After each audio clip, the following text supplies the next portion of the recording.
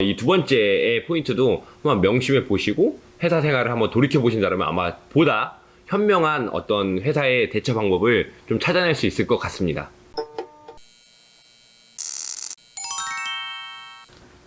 안녕하세요 여러분. 꿈을 파는 남자입니다.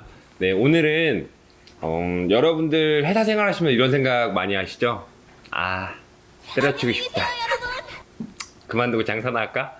이런 생각들 많이 하시는데, 우리가 사실 어딜 가나 사람이 사는 사회이고 여러 사람들과 어울려서 일을 하고 또 주어진 업무를 다루는 거기 때문에 회사 생활을 하면서 정말 많은 어려움을 겪는단 말이죠. 근데 이러한 회사 생활 내에서 이 내부에 있는 인력들과 그다음 회사 구조상에서 내가 잘 살아남고 또는 이런 처세술을 극대화해서 내가 어떻게 보면 좀 좋은 보직과 또는 좋은 승진의 기회를 잡을 수 있는 이러한 처세술에 대한 방법들을 오늘 좀 소개해 드리고자 합니다. 물론 직장마다 여러 가지 차이점이 있고 직장마다 문화도 다르고 그다음 어떤 시스템도 다르기 때문에 각자의 차이점이 있을 수 있겠지만, 기본적으로 뭐 1인 혼자 사업장을 운영한 것이 아니라면 대부분의 조직 생활에 있어서는 공통적으로 해당될 수 있는 내용일 것 같습니다. 자, 회사 생활 그리고 사람들과의 관계에서 가장 중요한 첫 번째는 이 말을 기억하시면 좋을 것 같아요. 뭐냐면, 조직에 대한 불신이 생기는 순간 그 불신이 나를 잡아먹는다입니다. 말이 조금 이상하죠? 회사에 대해서 불만도 있고 막 이래서 이런 걸 좀 해소하려고 들어왔는데, 근데 이 영상을 보다 보니까 뭐 불신이 생기면 그게 나를 잡아먹는다고 하실 수도 있죠. 근데 사실 이 말이 사실이란 말이에요. 뭐냐면, 회사에서 어느 상사가 싫고 어느 과장님이 싫고 어느 부장님이 싫고 이럴 수 있죠. 근데 그런 불신들을 어떠한 방식으로든 빠르게 해소해야 된단 말이죠. 왜냐면 그런 불신들, 그 다음 회사의 어떤 시스템이나 불합리한 구조에 대해서 계속해서 불신을 가지게 되면 결국에 그 스트레스를 누가 알아주나요? 결국에 나 혼자 그 스트레스 다 받게 되는 거고, 또 주변에 뭐 가까운 사람이든 누구 동료에게 이런 불평 불만을 늘어놓았을 때 결국에는 불평러 또는 불만러로 찍히게 되어서 나의 인상에도 어떤 좋지 않은 영향을 끼치기 때문에 대전제 조건은 우리가 이 사실을 명심해야 된다는 거죠. 조직에 대한 불신이 생기는 순간 그 불신이 나를 잡아먹는다. 자, 그렇다면 이 명제를 놓고 봤을 때 일단 중요한 것은 최소한 이 불신을 없애는 것, 그리고 혹시나 생겼더라면 빠르게 의사소통이나 건의 등을 통해서 해소하는 것이 가장 바람직한 방법이다라는 것이고, 또는 그런 것이 해결이 안 될 때는 어떻게 해서든 그 불신을 그러면 차라리 잊고 살든 포기하고 살든 때로는 굴복할지언정 이 스트레스를 내 머릿속에서 빨리 없애버리는 것만이 가장 중요한 대원칙이 된다라는 것이 첫 번째입니다. 자, 이 첫 번째 방법에 이어서 바로 말씀드릴 것은 어떻게 보면 연계되는 이야기인데요. 뭐냐면 또 하나의 명제예요.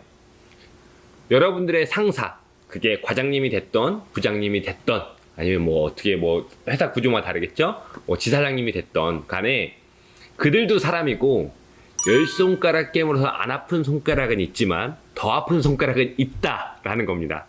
자, 여러분들 뭐 이런 거죠. 지금 손가락 깨물어 볼까요?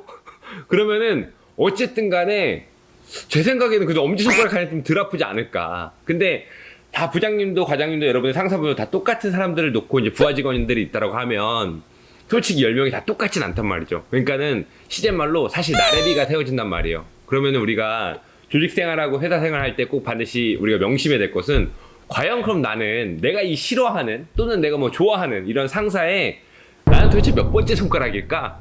라고 생각을 해보신다라면, 그리고 여러분 이제 생각해보세요. 어디에 김대리, 무슨 부서에 뭐 김주임 해가지고 쭉 나래비를 세웠는데 내가 사실 10번째 손가락이 있다고 쳤을 때 내가 한 7번째, 8번째 밖에 안 될 것 같다 라는 스스로 판단이 드신다라면, 그러면 이런 처세술을 다시 한번 생각해 보셔야 돼요.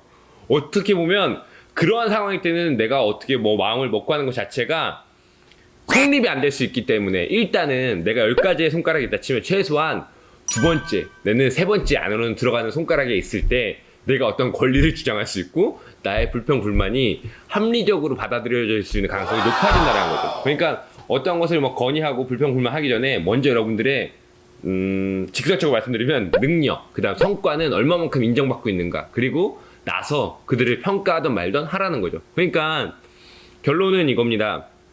하급자가 상급자를 평가할 수 있는 타이밍은 단 한 번밖에 없다라고 얘기해요. 그 한 번이 뭐냐면, 상급자가 나를 진정으로 인정했을 때만이 내가 그를 비로소 하급자로서 평가할 수 있는 유일한 기회가 주어진다라고 하니까 이 두 번째의 포인트도 한번 명심해 보시고 회사 생활을 한번 돌이켜 보신다면 아마 보다 현명한 어떤 회사의 대처 방법을 좀 찾아낼 수 있을 것 같습니다.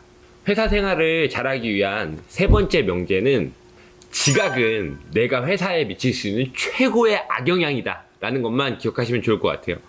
뭐냐면 내가 일을 아무리 잘하면 뭐합니까? 미팅에 맨날 들어오면 결국에 내 이미지는 지각으로 굳어지게 될 것이고, 그 다음에 정말 중요하고 아니면 내가 불만이 있어서 이런 거에서 좀 진지하게 건의를 드리려고 했었는데 그날 지각해버리면 답도 없는 거잖아요. 근데 이런 지각이 단순히 출근과 퇴근뿐만 아니라 여러 가지 미팅이나 아니면 회사 업무에 있어서 반복된다라면 저는 그냥 이렇게 얘기하고 싶어요. 지각자에게는 어떠한 권리도 부여되지 않는다. 시간 약속은 사회생활, 직장생활의 가장 기본이 되는 거기 때문에, 또한 뭐 비즈니스에서 마찬가지겠죠. 그렇기 때문에 혹시나 또 이 영상을 보시는 분들 중에서 지각을 하고 있는 분이 있다라면, 종종 하고 있는 분이 있다라면 결코 지각이 있는 상태에서는 어떠한 타협도 없다, 협의도 이루어지지 않을 것이다. 그렇기 때문에 내가 어떠한 권리를 찾고 내가 어떤 실력을 인정받고 그 다음에 좀 더 나은 어떤 내가 회사의 개선 방안을 제안하기 위해선 일단 근무 태도부터 명확하게 하시는 것이 중요하다는 거고, 또 반대로 여러분들이 상사실 때는 하급자한테 우리가 대놓고 속된 표현으로 이제 조질 수 있는 건 근무 태도에 대해서는 누구도 이건 부정할 수가 없기 때문에 사실 이런 부분들을 가지고 여러분들이 직장 생활 하시는데 위로든 아래로든 이런 명확한 누구나 잘 알고 있지만 놓치는 가장 중요한 기본이 되는 것들부터 한번 잡고 생각을 하신다면 아마 여러분들이 회사 생활하는데 좀 더 유연하게 대처할 수 있고 어떤 원칙을 여러분만에 잡을 수 있는 그러한 기본적인 근무 태도가 중요하다라는 것까지 말씀을 드리면, 회사 생활을 잘할 수 있는 방법 3가지에 대해서 오늘 소개를 드렸습니다.